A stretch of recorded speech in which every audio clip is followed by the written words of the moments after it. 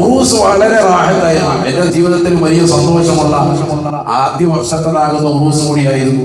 ഇനി ആകെ നമുക്ക് ഒന്നുകൂടി മാറ്റാനാണ്. അത് മാറ്റിയേ പറ്റുള്ളൂ. കുടത്തിന്റെ പരിപാടി നിർബന്ധമായത് മാറ്റണം. ഞാനത് ചർച്ച ചെയ്തപ്പോൾ പറഞ്ഞത്, പരിപാലകർ പറയുന്നത്, ജനങ്ങളോടുകൂടി ഉസ്താദ് എന്ത് ചെയ്യണം ആണ് ചോദിക്കണം. കാരണം നിങ്ങളിൽപ്പെട്ട ചില ആളുകൾ സമ്മതിക്കുന്നില്ല എന്നാണ്. കുടം ഒഴിവാക്കുന്നതിന് പരിപൂർണമായി സമ്മതമുള്ള ആളുകൾ കൈവർത്തിക്കാം. നോക്കട്ടെ എത്ര പേരുണ്ട്. ബാക്കി കുറച്ച് പേര് പകുതി സമ്മതം കച്ചവടക്കാരാണ്.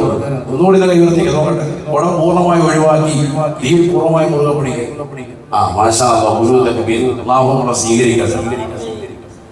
ചിലർ മനസ്സിലാക്കുന്നത്, എന്നോട് തന്നെ ചിലർ പങ്കുവെച്ചു, ഉസ്താദേ അത് അമുസ്ലിമീങ്ങളായ ആളുകൾ ഒന്ന് കുടമെടുത്തോട്ടെ. ഈ കുടത്തിൽ എന്താ ഉള്ളത്? അതെനിക്ക് ആദ്യം ചോദിക്കാം. എന്താ ഉള്ളത്? ശരി, എന്തോ ചന്ദനം ഇടുന്നുണ്ടെന്നോ? ഉണ്ടോ? ഒന്നുമില്ല. വെള്ളം ഊതി വെച്ചു. അതിനകത്ത് 2 തിരി തെക്കോട്ടും കുടക്കോട്ടും വെച്ച് ഇതിങ്ങനെ മൂടി കെട്ടിയിട്ട് മൂടി കെട്ടിയിട്ട് ആകാരം കൈ കൊടുത്തിട്ട് പള്ളി മുഴുവൻ താമസിക്കുക. ഏറ്റവും വലിയ തെറ്റല്ലേ അത് സഹോദരങ്ങൾ? നമുക്ക് അതിൽ കിട്ടുന്ന വരുമാനം വേണ്ട. ഭീമാപ്പള്ളിക്ക് അങ്ങനെ ഒരു വരുമാനം നമുക്ക് വേണ്ട. അത് ഹറാമാണ്. അല്ലാഹു കാത്ത് സംരക്ഷിക്കട്ടെ. അത് നിശ്ചിതമാണ്. ഞാൻ നിങ്ങളോട് വളരെ സ്നേഹത്തിൽ പറയാം, നമുക്ക് ഇതിനേക്കാൾ വലിയ ഇസ്സത്ത് ഇൻഷാ അല്ലാഹ് ഉണ്ടാകും. നിങ്ങൾ മമ്പുറത്തും മടവൂരടക്കമുള്ള കേരളത്തിലെ തന്നെ പ്രസിദ്ധമായ മഖാമുകൾ പോയി നോക്ക്. എത്രയെത്ര സാലിഹീങ്ങൾ, സുലഹാകൾ, ഉലമാക്കൾ, പണ്ഡിതന്മാർ, ഈ സമസ്തയിലെ പണ്ഡിതന്മാരടക്കം ദക്ഷിണയിലെ പണ്ഡിതന്മാരടക്കം വളരെ റാഹത്തായി വന്നുകൊണ്ട് സിയാറത്ത് ചെയ്യാൻ. നമ്മൾ ഒരിക്കലും അനാചാരങ്ങളിലേക്കും അവിശ്വാസങ്ങളിലേക്കും ഇറങ്ങിത്തിരിക്കരുത്. അതെങ്ങനെയോ നമ്മുടെ കൈകളിൽ എത്തിത്തീർന്നു. അത് നമ്മൾ പാടേ ഒഴിവാക്കണം. കച്ചവടം വേണ്ട.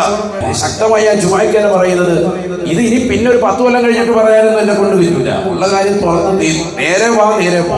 അതാണ് എൻ്റെ ഒരു സ്റ്റൈൽ. അല്ലാഹു നമ്മളെ സാലിഹീങ്ങൾ ചെറുപ്പമാറണം. കാരണം ഇതിനെതിരെ ശക്തമായി നമ്മൾ പ്രതികരിക്കണം. ഇത് പറയാനാണ് സുന്നത്ത് ജമാഅത്ത്. ഇത് സുന്നികളുടെ തലയിൽ നിങ്ങൾ ആരും കെട്ടിവെക്കാൻ ശ്രമിക്കണ്ട. ആലിമീങ്ങൾ ആരും ഇതിന് ശബ്ദം ഉയർത്തില്ല. ഈ സദസ്സിലിരിക്കുന്ന ഉസ്താദുമാരാകട്ടെ, ഇവിടെ ഈ മഹല്ലത്തിലുള്ള ആയിരക്കണക്കിന് ഉലമാക്കളാകട്ടെ, ആരുടെ ഫത്വയും നിങ്ങൾക്ക് നേടാം. സമസ്തയുടെ പണ്ഡിതന്മാരോട് നേടാം, ഉലമാക്കളോട് നേടാം. എല്ലാവരും ഈ വിഷയത്തിൽ ശക്തമായ എതിർപ്പാണ്. നിർബന്ധമായി അത് ഒഴിവാക്കണം. അല്ലാഹു തൗഫീഖ് നൽകട്ടെ. അത് കമ്മിറ്റി അങ്ങനെ ഒരു തീരുമാനമെടുക്കുമ്പോൾ അതിനെ പിന്നെ ചോദ്യം ചെയ്യാൻ നിങ്ങൾ ആരും വരരുത്. അതുകൊണ്ടാണ് ജുമായ്ക്ക് പരസ്യമായിട്ട് എല്ലാവരും ഓക്കെ ആണോ എന്ന് കൈവർത്തി ചോദിച്ചത്. അല്ലാഹു നമ്മളെ സാലിഹീങ്ങളെ ചേർക്കട്ടെ. അത് ഒഴിവാക്കണം. അത് ഒഴിവാക്കിയിട്ട് മറ്റുള്ള പരിപാടികൾ നിങ്ങൾ നടത്തിക്കോ. ഖുർആനോത്ത് കൊണ്ടുവരും, ദിക്ർ കൊണ്ടുവരും, മൗലൂദ് കൊണ്ടുവരും, റാത്തീബ് കൊണ്ടുവരും. അൽഹംദുലില്ലാഹ്, അതൊക്കെ വളരെ സന്തോഷകരമായി മുന്നോട്ട് പോട്ടെ. ദീനിയായ ചിന്തയിൽ നമ്മൾ മുന്നേറണം. ഇതാണ് നമുക്ക് ഏറ്റവും വലിയ ഇസ്സത്ത്. ഇതിലൂടെ കിട്ടുന്നതാകുന്ന പണം നമുക്കത് ഹലാലല്ല. അത് മുസ്ലിമീങ്ങളൊക്കെ ചെയ്തോട്ടെ ഉസ്താദേ, അത് പറ്റൂല.